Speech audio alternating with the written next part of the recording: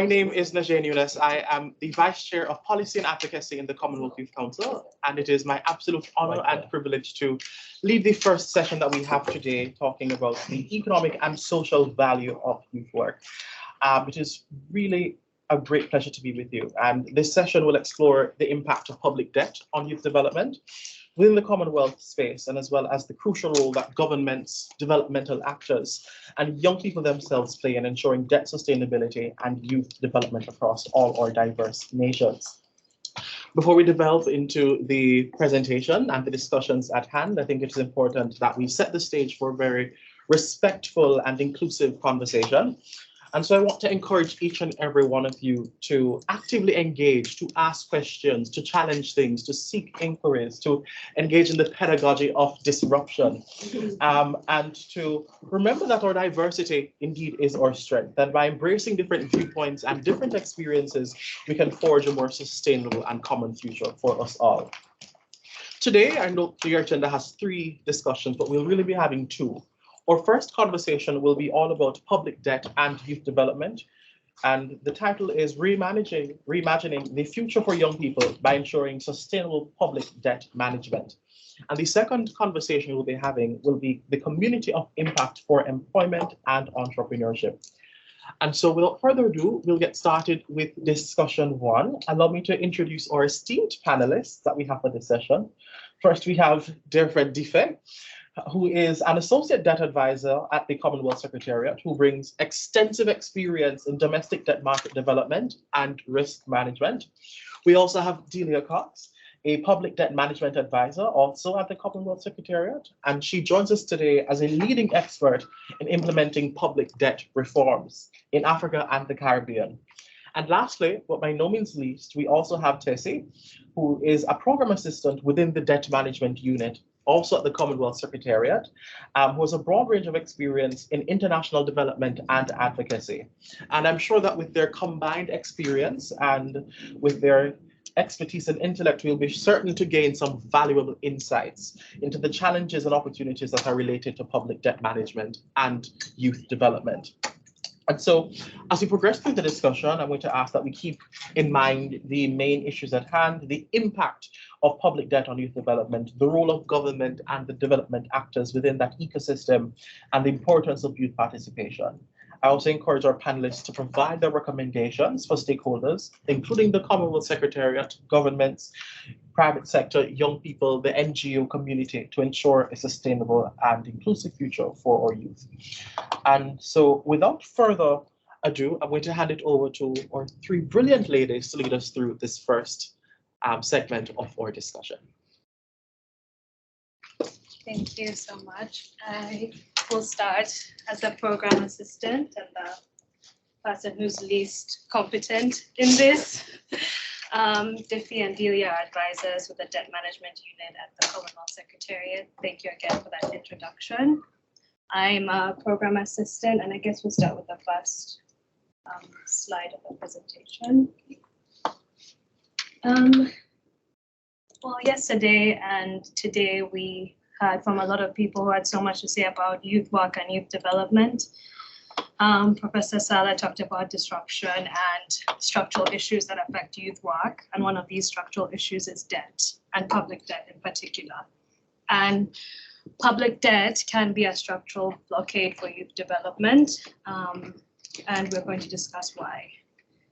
Yesterday as well, when Yaya was a young person who talked about the Hope Collective and how collaboration leads to youth development, because you have to do something if the structural environment around you doesn't enable it, and you can work to do something to help yourself. But what we're going to discuss is what governments should do to help the youth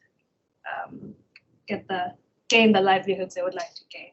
So first, we wanted to get your opinion on whether you see any correlation between public debt and youth development. So we're going to ask that you just log on to menti.com and type in that code, and we'll see the responses that you may have.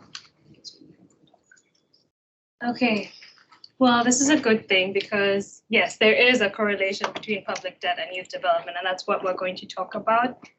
And when we think of issues that affect youth, we think of education, access to health, access to employment or wealth creation or entrepreneurship to build a livelihood, access to capital for these things. And also when you think of long-term economic growth, long-term sovereign economic growth, youth are a very, very big part of that. So, move on to the next slide. I'll just go through the agenda briefly. Actually, I won't go through the agenda. I'll just let you know that the paper we submitted for this conference is part of a larger publication we have coming up that our team is working on debt. And these are the topics we're going to discuss.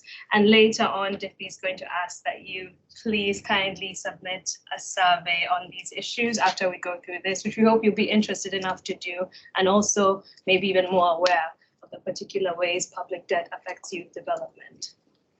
So luckily enough, we work in an organization that really takes youth seriously, and the youth team developed the Global Youth Index, which shows the progress made by countries when it comes to the situation of youth and how they're doing in the world. And over a span of 8 years, between 2010 and 2018, the improvement of their situations only rose by 3.1%, and this is pre-pandemic levels. So yesterday, Lane Robinson, who is also part of the Secretariat, talked about the 4 I's: innovation, investment, inclusion, and integrity. And all these things are part of youth development. When we look at the world right now, Asia plays host to the highest number of youth among all the world regions. This will change by maybe 2080. Africa's youth keep growing. Right now, by 2030, they'll comprise 43% of all youth in the world.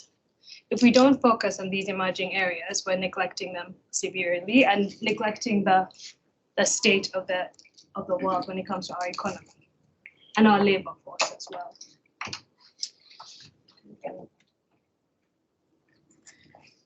So another quiz for you. Do you agree or disagree with the statement, "I am concerned about the current level of youth engagement in major policy decisions in my country"? And that's the code to put in. When we thought about this question, our idea was, okay, let's present the number of youth we have in the world to show you how serious this is, and also ask whether you think that in your country or wherever you live or wherever you care about, if the youth are actively engaged, and are you even concerned about it? Okay, at least all of you somewhat agree that you are concerned about the level of youth engagement. So before I move on to Diffie to take over and talk about how public debt affects youth directly, I just wanted to share some statistics on unemployment levels. When we talked about the 4 I's and investment in youth, one of the biggest areas is unemployment because it's a direct factor that affects youth development.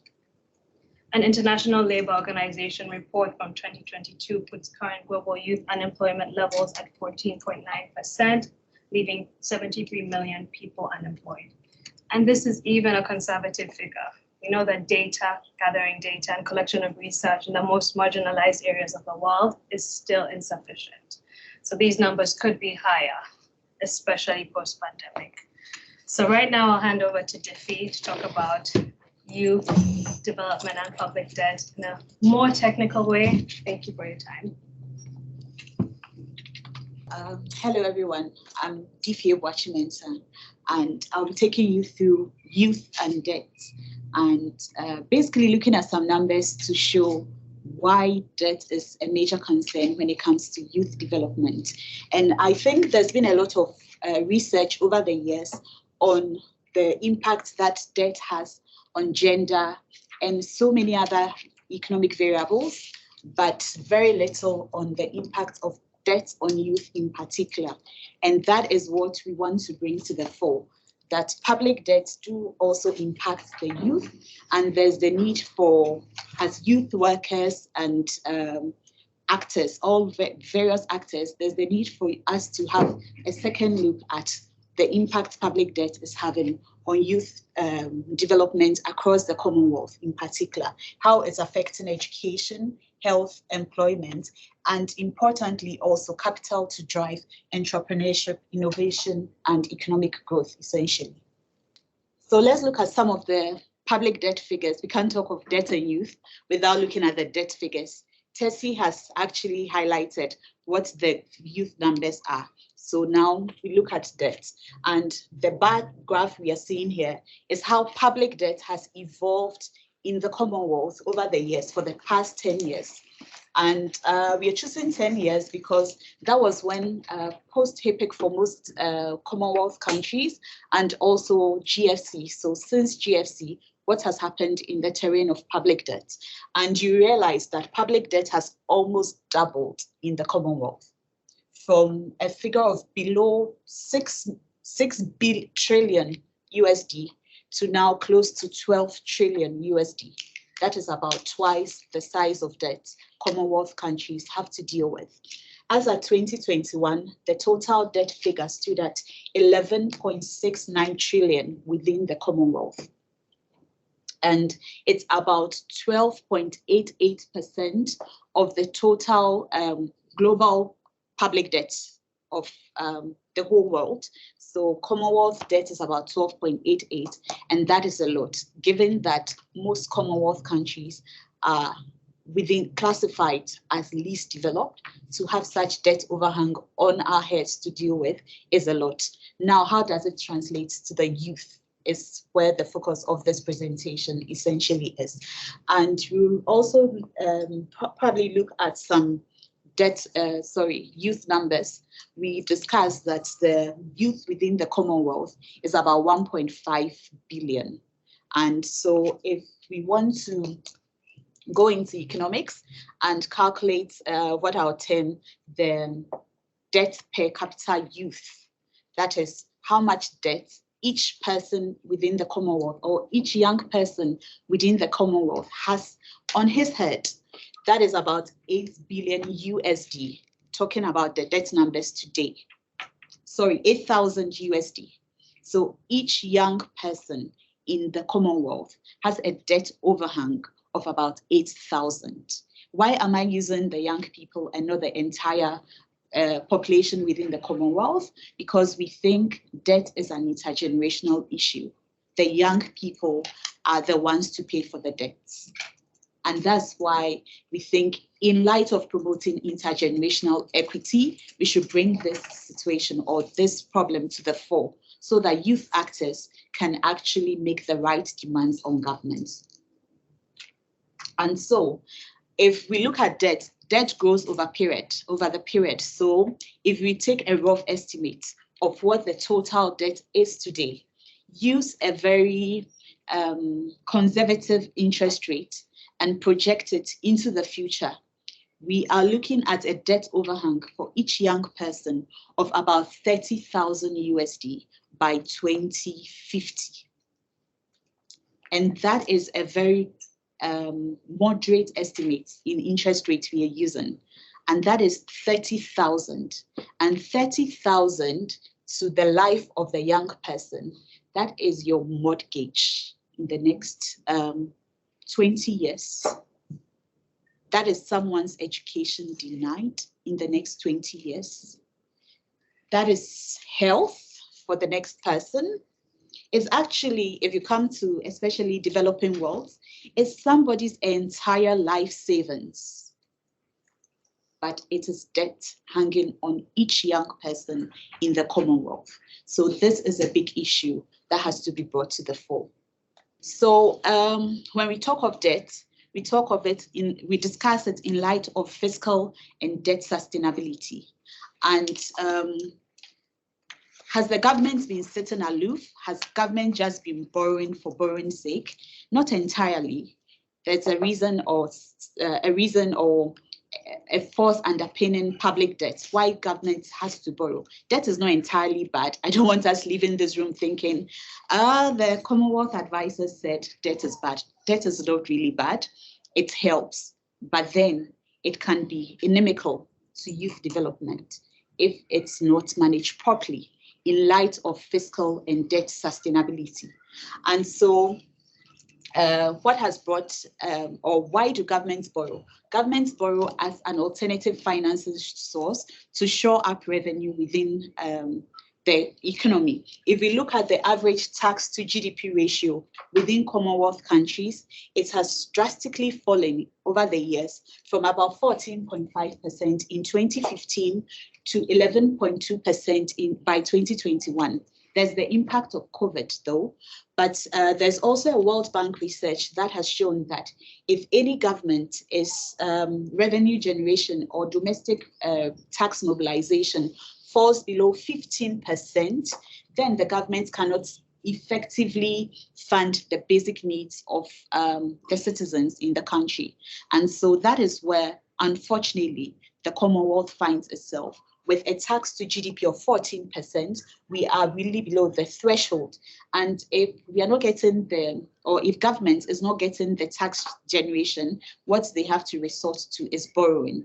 And borrowing has evolved over the years. Over the past 10 years, the borrowing for accessible to governments have evolved from what we knew previously as very concessional terms of borrowing to very non-concessional terms of borrowing. And I agree with Dr. Salah yesterday when he says we should relook the IMF and World Bank borrowing to countries, because how concessional are these?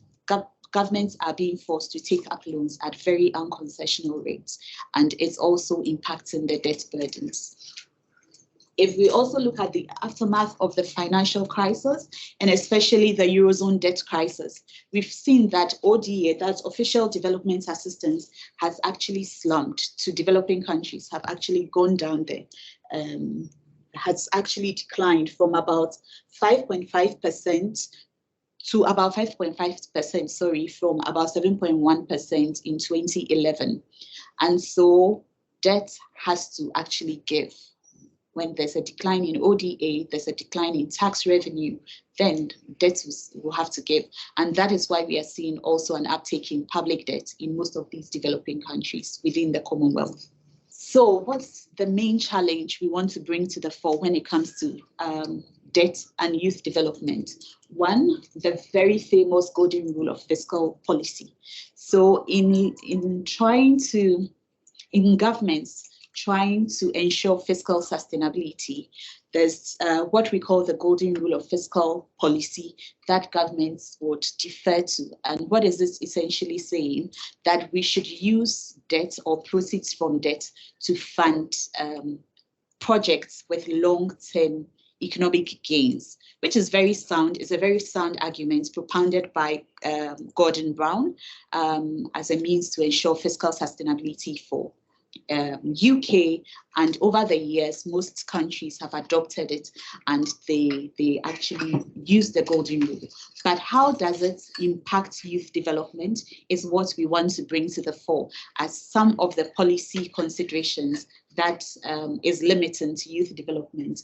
The emphasis on economic gains, long-term economic gains, seem to be lost when it comes to youth development, understanding it in light of youth development. So a lot of governments will say, okay, if I take debt, it's all good to go into building roads, building bridges, because if they do a cost-benefit analysis to support the project, or yes, cost-benefit analysis normally they will do, it's very easy to assess the impact on debt. You can model the cash flows from these projects directly, but then it becomes a bit lost when you have to model it for youth development. What is it for investment in education? What is it for investment in sports for youth? What is it for investment in health for youth? It becomes lost. A lot of research hasn't been dedicated to that area of work.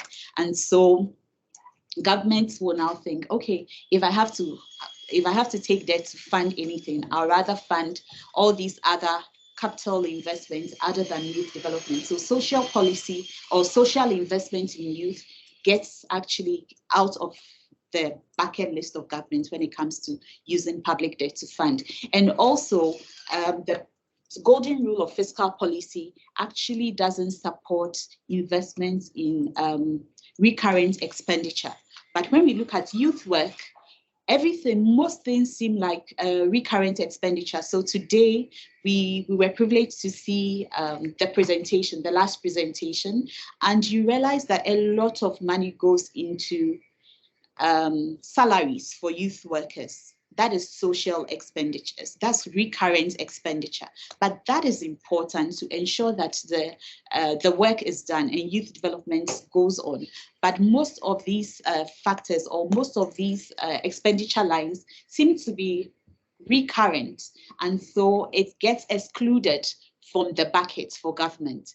And so there's the need to relook this golden rule and look at a social golden rule policy that re-emphasizes or emphasizes essentially long-term investments in other social spending or social investments that are really beneficial to government. And so as researchers in the room, there's the need to also dedicate more research into the social impact of education or health or youth investments or youth development on long-term economic gains, to be able to make the case for youth development when it comes to government social spending. Also, what we see as high public debt taking up fiscal space in the government's overall budget. What we mean by fiscal space is when government has high indebtedness, there's the need to service these debts.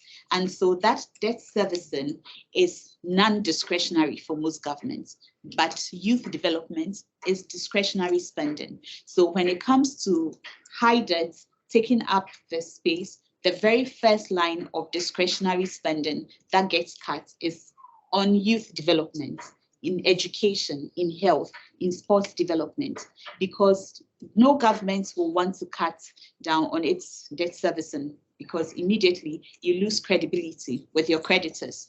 The rating agencies would rate you down. And so no government wants to take the bite. But who suffers? It's the youth that suffers, because they'll be the first line of discretionary spending that gets cut. So what we are trying to bring to the fore is that debt servicing can crowd out investments in these critical areas for youth development. And as I've highlighted, the first line of discretionary payments that will get cut is usually for youth. If you can go to the next slide, please. So to buttress the points, we can also look at resource allocation to education over the years. We realized that we are using education as the proxy for youth development in our research paper, because there's really not much data available on other areas of youth development, but data on education, thankfully, is available. So if you use education as the main proxy for youth development, you realize that the resource allocation to education has declined over the years. This is very graphic and stark for everyone in the room here, because for it to have moved from about 15% to less than 9% in less than 10 years, it doesn't really in no way say that government expenditure is declining, but it is the portion that is going into education that has declined. And I dare say that if education has declined this much, and most countries will prioritize education, if education has declined this much, all other areas of youth development is worse if we get the data to model. So there's the need to have the discussion on how government assuring fiscal sustainability impacts on youth development. And at this juncture, I would invite Delia, who would also go into the nitty-gritties of the impact on debt and conclude on policy recommendations. Thank you for your time. Okay, thank you. So I'm taking over from Diffie and looking at the impact of debt burdens on youth development. And Diffie just pointed out the expenditure on education, for example. Why is government current expenditure increasing, but the proportion is lower when it comes to education and other investments in youth? Well, when we looked at the data, you have some countries paying up to 30 cents on every dollar of taxation they collect towards interest. Not repaying the debt, just the interest. on the debt. Now, you add to that 30%, that 30 cents on each dollar, public sector salaries. That really doesn't leave anything extra to invest in any other areas, particularly youth. And having understood the golden rule, youth and investment in youth would be the first place you would look to cut, because these are recurrent expenditure. And if we're borrowing, we want to ensure that we're investing in areas that promote long-term returns, and we don't view youth as that. So that is why we're saying reimagine, one, the level of importance we put on the investment in youth, and two, reimagining how we invest in youth. So a lot of times we see investments in social spending, stipends and so on, but we need to look at really the types of investments that we make. Investments in innovation, entrepreneurship, investments that would lead to youth creating employment for themselves and others. And ultimately that will reflect in long-term gains, because those persons now pay taxes, and those taxes go towards reducing the debt as opposed to taking on debt to invest in youth. So you can see why we're saying reimagining investment in youth, ensuring that sustainability, reimagining investment in youth, and trying to merge social policy with the golden rule. So let's look at the impact of the burden, or let's continue really. So public debt really undermines intergenerational equity. And given that the youth, who are the future, we all know, we are in the room, and we will face the brunt of the debt burden.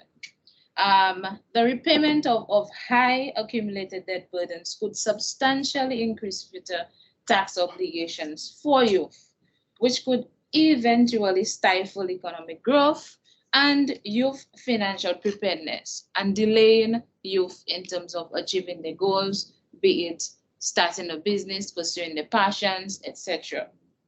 And so the future debt servicing costs could constrain government's fiscal space and deprive other social investments that could provide social safety nets and safeguard the future of the youth and their future generations.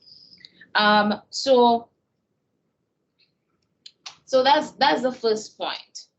The next way that we can look at how the debt burden impacts youth development is, oh no, she's not there.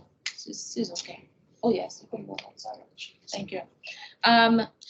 Unsustainable public debt has derailed government efforts at tackling climate vulnerabilities, thereby jeopardizing the future of the youth if it is left unchecked.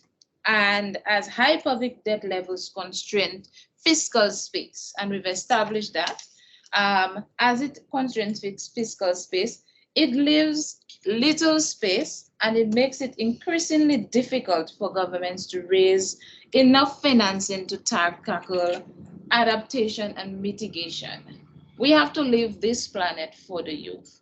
And if we're unable to finance our efforts to preserve the planet, then we're in some serious problems. So I want to kind of just look at, okay, that's enough, thank you. So I want to just quickly move on to just the last point on this slide, and then we'll continue. But you could leave the Mentimeter in the meantime, so persons can do that. So high public debt, right, can really lead to increases in the domestic interest rates. And why we're looking at this, a lot of young people take student loans, for example, to go to school. And so when you have high public debt, right, governments are tend to be looked at as risk-free.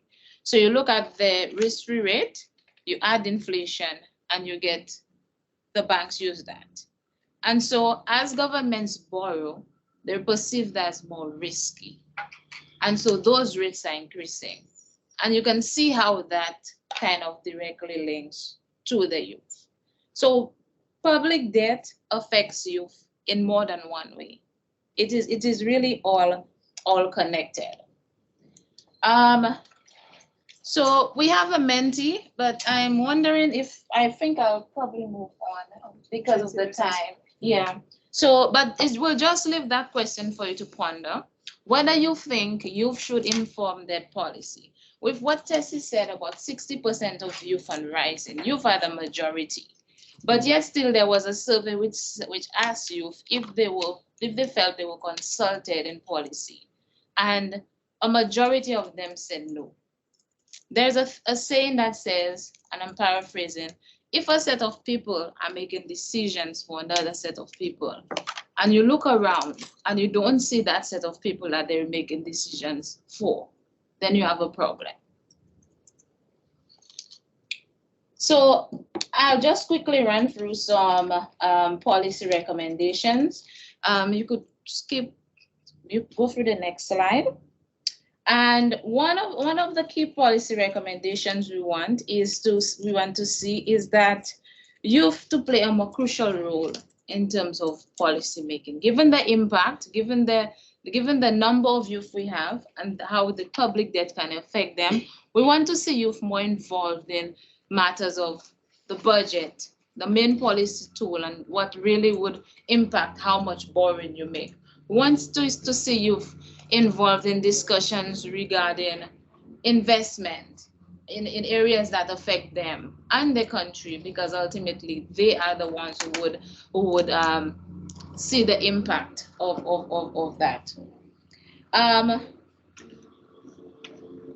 I think this morning we heard the tribute from Dr. Charles, and I'm paraphrasing here. He said, we speak about social inclusion, but our policies indicate otherwise. We have to include youth. We have to include the youth in our policies surrounding public debt and fiscal policy as well. Transparency is also important. A lot of times governments don't share enough public debt information to allow youth and civil society to question what they are doing. And it's important to have transparency as part of good governance and accountability to the society that has elected you. So I'll just run through quickly one more key point that I wanted to read, and it is from the Paris. Where is it? I can't say it.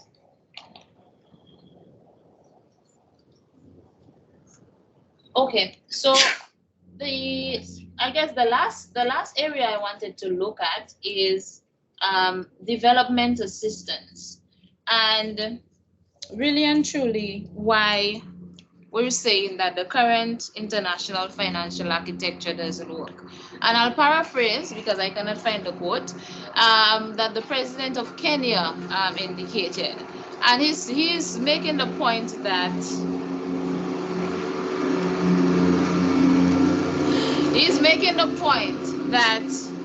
what we're looking for is a new organization, a change in the status quo, one where major decisions which affect the majority, right, is not held in the hands of a few.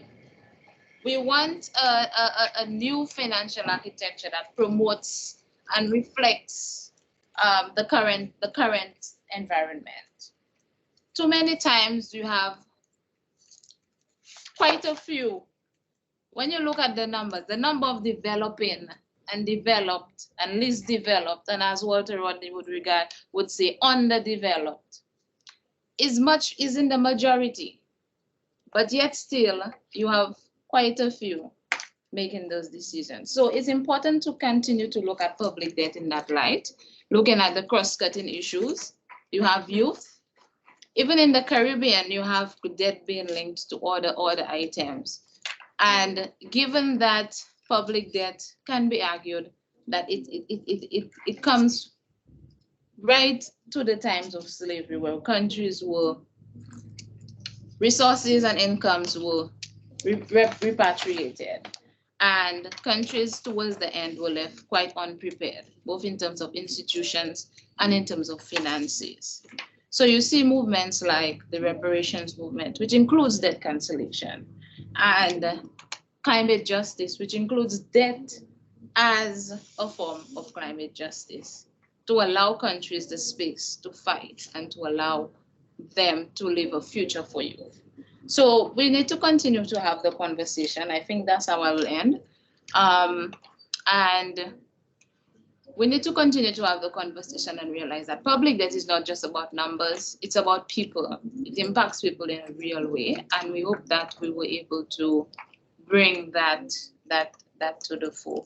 If you could just go to the very last slide of the QR code.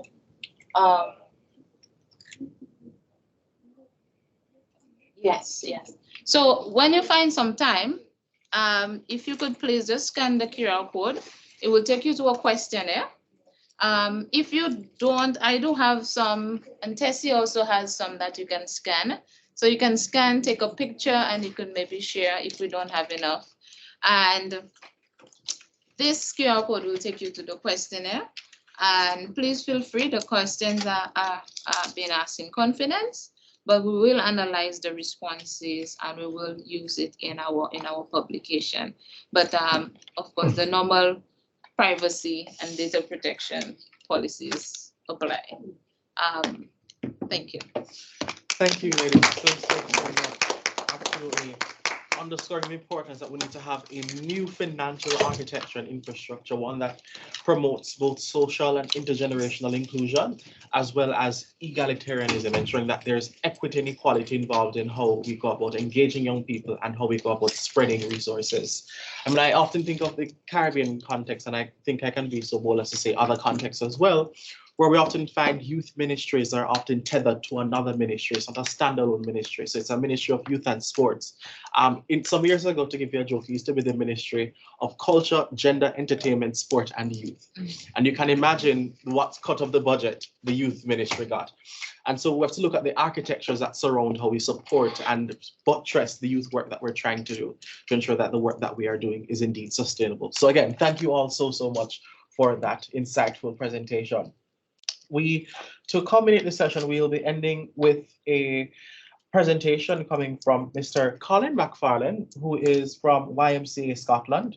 Now, YMCA Scotland is working on a particular partnership with the World Alliance of the YMCA and a range of other partner YMCAs from around the world. And they've developed a community of impact for employment and entrepreneurship, or the COI for short. And the COI was initially developed to bring together the knowledge and the skills that are required in various geographies, and to bring these practitioners together to work together to better understand the global issues that young people are facing when it comes to matters of employment and entrepreneurship. And so, Colin, I know you're here with us, and I'm going to ask perhaps if you could truncate your presentation just a little bit, because we are running a bit behind time. So perhaps if you could deliver your presentation in around 20 minutes or less would be ideal. I would really appreciate that. But Colin, over to you, and thank you so much for joining us. Hi, folks. Yes, I will. I would never like to deprive anybody from lunch, so I'll go as quickly as I can. Firstly, a couple of apologies, and sorry I'm not in the room with you. I'm actually on holiday with my family for a couple of weeks, so and hopefully you can hear me all. And that's my second apology, in that English isn't necessarily my primary language; it's Glaswegian. So if I do start to speak quite fast and you can't understand me, please somebody let me know, because I do get quite excited about this topic. So I don't know if you can see my presentation yet, Karen. No, here we go. Yeah. That means you can get rid of my face on the screen. Fabulous, fabulous. Okay, so I'll try and keep this as quick and to the point as I can. Firstly, just to say that I've been involved in the world of youth work for probably too long. Hopefully, I'm not still described as pale, male and stale.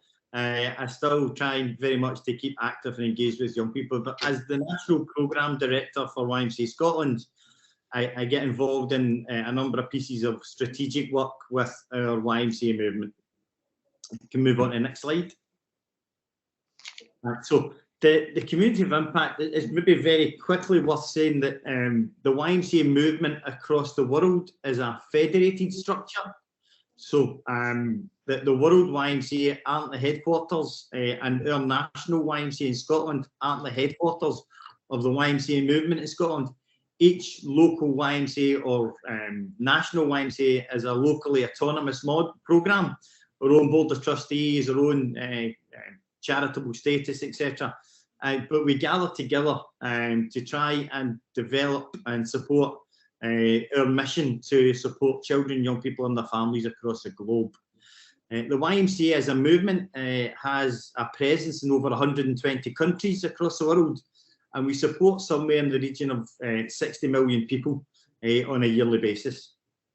In relation to the community of impact, as was mentioned, we're a group of individuals that volunteer our time to look at how young people are engaged in employment and entrepreneurship.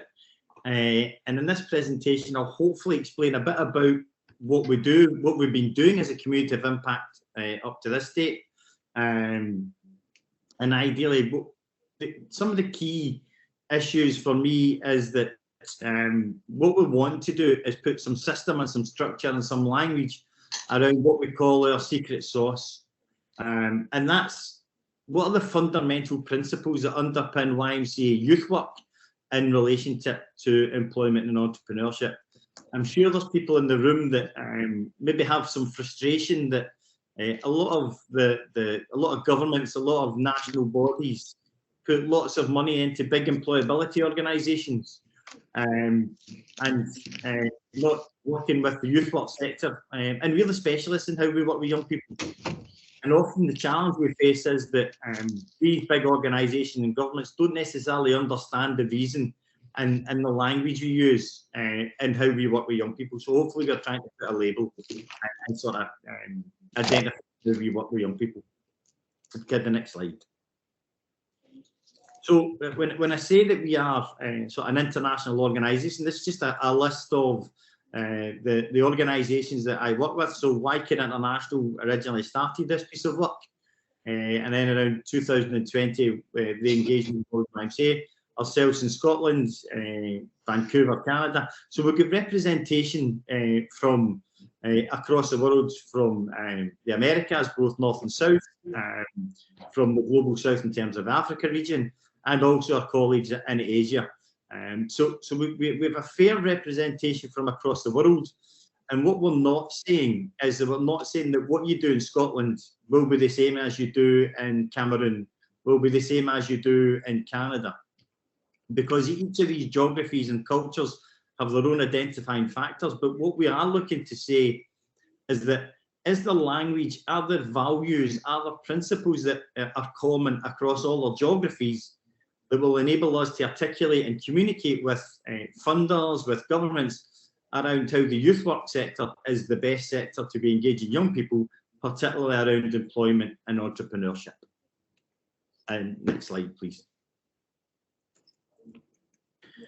So what have we been doing since 2019? And again, it says we've been trying to deepen and expand our impact with youth and economic and empowerment programmes, which aligns with our Vision 2030 visions. So that's led to some of our achievements have been around designing a logic model, which I'll hopefully go on and show you. The development of a framework for any YMCA across the world to be able to implement employment and entrepreneurship opportunities. And crucially, one of the things is about how do we gather and systematise the data that we have for in order to evidence to people the work that we do. We're also looking at the creation of a training strategy to build the capacity of local, national and international YMCA movements to thus impact on the young people that they engage with. That also, as I mentioned earlier, is about mobilising resources. Who are the other organisations that we can bring into the room to have these conversations with us? That's such as our World Alliance, but also corporate partners. We're working with Accenture, we're working with Deloitte on what are the issues that they're facing as huge international employers, and how do we improve the YMCA's engagement with these communities and corporate partners. Some of that is leading to technical support and advising how we create these youth-led solutions, which I'll come on to a little bit later, and also the delivery of training programs, or collabs as we call them, which are partnerships between local, national and international YMCAs and the young people that they represent. Include bringing those young people into the room from across different geographies to be able for them to articulate to us the needs and aspirations that they want to have for themselves.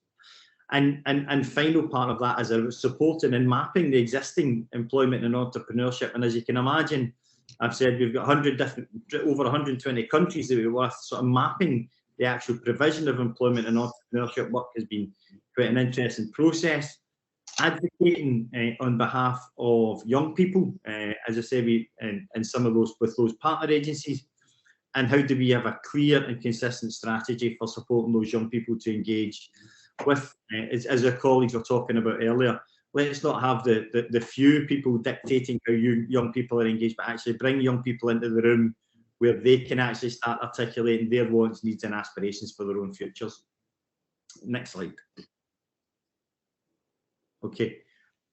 I mentioned earlier the Youth-Led Solutions Programme. So a tangible aspect of what we've done with young people is we've worked with a number of corporate partners, and we've provided small pilot type projects, somewhere in the region of about $5,000 for 120 projects across the world.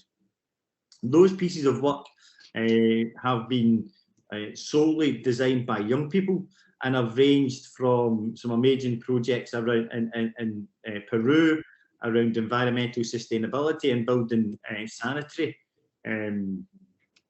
areas for local communities, fully led and supported by young people in those areas, to a whole range of other projects that support young people being involved in designing their own future.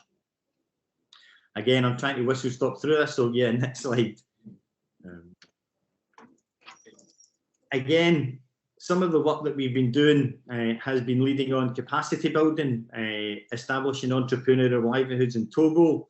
Our responsive programme in youth employment in Vancouver is around in supporting young people who are coming from young migrants coming into their own community. How are they better engaged within local community youth work provision? In Kosovo, we have a best practice model about young people actually building and creating their own residential centre that will then become an income generator for the YMCA movement in Kosovo. Our colleagues in Colombia, developing young people, the social business canvas model. And again, the key one I would like to mention here is the points 7 and 8 around Kauri. And the YMCA in Peru, who developed an unbelievable transgender programme, engaging young people from the transgender sector into developing their own funded and income generating projects based around the textile industry. And a lot of what we'll talk about in the next few slides in terms of that theory and change and our logic model has been designed from the impact of what that Kauri and our YMCA in Peru has developed. Next slide. Okay, I'll just move forward. Sorry, just the next slide. We'll move on to the logic model, please. Okay, so I mentioned earlier on that we are looking to support young people with Vision 2030. A milestone for us in that process that we are securing successful pathways for 5 million young people to secure decent, meaningful work. This has been inspired around the theories of change and logic models that we have, but primarily we've been working with the International Labour Organization and their definition for what means decent work. We know that lots of young people can be employed on the sort of gig economy and zero-hour contracts, but actually, how do we support young people to have meaningful work that fulfills them as individuals, but also enables them to live meaningful and sort of affluent lives? So next slide, please. Okay, so meaningful work for us as youth workers and as colleagues revolves around this idea of power. So we need and are supporting young people to participate in their own skills and development, and without meaningful work, that's really, really hard. Some of what we do in terms of advocacy and support to those young people is how do we appropriate social security benefits when and where that's appropriate. This idea about work under humane and just conditions, again, ensuring that young people have dignity in all the work that they do, but importantly that they exercise, they have the freedom of expression. As I mentioned earlier, Cowrie's work in the transgender with the transgender community in Peru has been really influential for us in this. And finally, that any work that young people are involved with, they receive a fair income from those pieces of work. And next slide. Okay. Why for us is this idea about decent work important? Because without decent work and those 5 areas we mentioned, young people struggle to engage in civic life. They struggle to engage in careers and support. What we're trying to do as part of our YMCA movement is encourage young people to move forward in their own lives. And we do this with a whole range of different, so about helping them with career counselling and mentoring. We are a significant, as a YMCA movement across the world, we are a significant employer of young people as that first job for them, some of which is in the youth work industry, but there are other opportunities in terms of childcare and other sectors that the YMCA operates in that we support young people into. A key aspect of this is also livelihood and skills training, which are underpinned by our youth work approach, as I'll move on to a wee bit later on. Next slide, please. And this is really the guiding principles, and it's starting to get to the nuts and bolts of how we as an organisation provide youth work and also employment and entrepreneurship opportunities. And my colleagues, if there's any colleagues from Scotland in the room, they will recognise some of this language because we've relied heavily on Youth Link Scotland, their national youth agency, around some of the guiding principles that they believe underpin youth work. So first and foremost for us, freedom, that young people choose to participate. And there's a huge amount of power in that. While we might have young people referred to our programmes or young people sent to work for YMCA, having young people choose to participate is really, really important. And for us to be that place where young people have access to appropriate services, that might not just be us, but access to a whole range of services that young people need in their lives. The work that they must build from where young people are, so it has to be relevant from young people. As I mentioned, I've been involved in youth work for probably too long that I care to imagine. And it's not about my world. My world is very different from a young person's world. So we have to get alongside those young people, enable them to articulate where they are and build from their point of view. And we mentioned earlier on in the plenary sessions at the start of today around the quality of the youth work we have to provide has to be as best as it possibly can. And we saw earlier that there's something like in the UK, in England, so there's something like 70,000 youth workers and 180,000 volunteers in their youth work industry. So we have to be able to provide services and support our workforce, because that's the way that we provide quality for those young people coming alongside us and working with us. That aspect around partnership, and that the youth worker's not going in as a professional telling a young person what to do, but we're equal partners in that learning process. And I'm sure for the youth workers in the room that they've learned as much from the young people they work with, as well as hopefully our young people have learned from us. And this final aspect about access to decent and productive work in conditions of freedom, equity, security and human dignity. We're also focusing very much on the rights of young people and this right for young people and human dignity is really, really important. And these, as I say, are the 6 guiding principles behind what we are proposing to our YMCA movement for the employment and entrepreneurship opportunities. Next slide. Okay, so this is us moving into our logic model for how we see us supporting young people. You can see right across the centre that that underpins all the work that we're trying to do with our young people. So what we're looking to do is identify the needs that the YMCA wants to address with the young people we're working with. It's incumbent on us as an organisation supporting young people to be able to identify the resources that these young people need, and is that time, funding, whatever it may be, and how we get those opportunities and resources for our young people, and then start to design activities and programmes with those young people. So it's not us, again, it's that partnership with young people and directing a whole range of outputs and how we implement our programmes. But fundamentally, it's about the outcomes and the impact for young people in terms of employment and entrepreneurship. We know that the world is changing really, really quickly, that the opportunities to access employment are changing, and the types of employment young people have access to is really changing very quickly. So how do we understand that, and how do we support young people into that?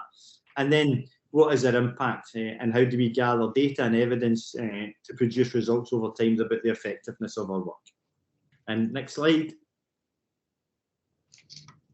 Okay, I'll just quickly move on from that one, because what I'll do quickly is talk about, so what we've done over the last 18 months is develop a framework for youth employment that's grounded in a logic model, but will enable us to progress our work with young people in order to support them into further education, training and employment. Okay, next slide. Okay, so what we've done is we've created the building blocks, as which I've shown you, our guiding principles, our values and behaviours. But where does that intersect with the building blocks about youth development programmes? We've created a toolkit for implementing employment and entrepreneurship framework, and are providing training to YMCAs on how to implement that framework. But how did we get to that point? Next slide. So YMCA Vancouver invested over $120,000 in that. We had 7 countries as part of created focus groups, and these were Cameroon, Canada, US Honolulu, Lebanon, Peru, the Philippines, Scotland and Togo. We had 5 facilitated youth groups with staff from across our community of impact, with 12 youth facilitated focus groups from these same 7 countries. And for those young people that we couldn't get access to, we sent a range of surveys out to additional focus group members. Next slide. Okay. What we then did is we did a range of pilot sites to test the framework across those 7 countries, and have an advisory group who are focusing and supporting us on how we move forward. What we're looking to do in the next set is to provide some additional funding for the next harvest session around how we engage these young people face to face and bring them together. Our YMCA movement has a number of international festivals and sort of conferences. How do we bring these young people that have been involved in designing this framework together? And also looking at how we create a platform to gather evidence from a range of different countries. Next slide. I know I've got a couple of minutes. Okay, so our timeline for the next steps will be that we'll continue with our focus group.